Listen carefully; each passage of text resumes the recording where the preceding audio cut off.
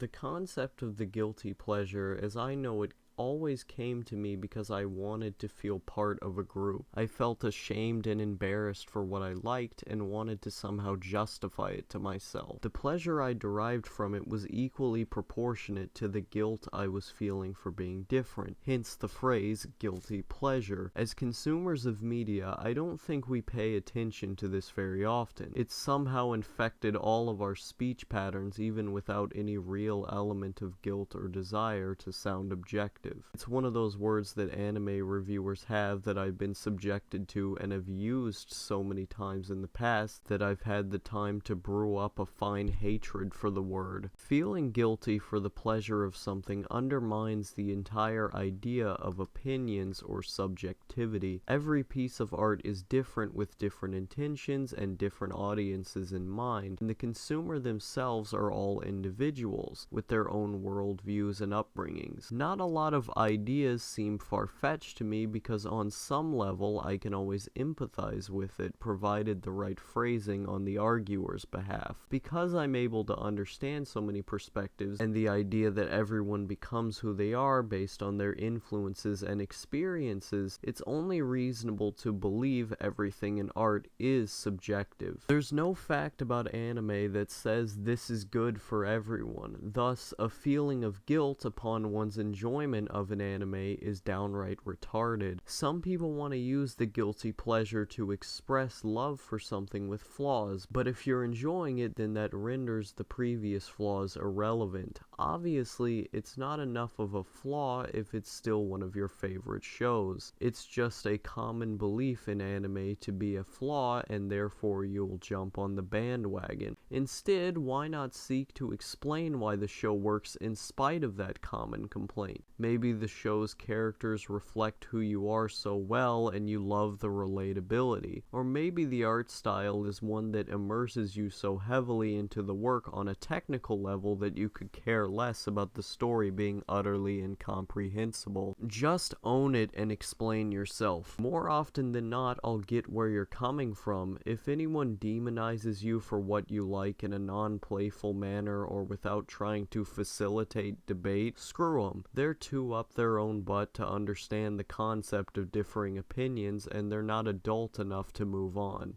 Screw them.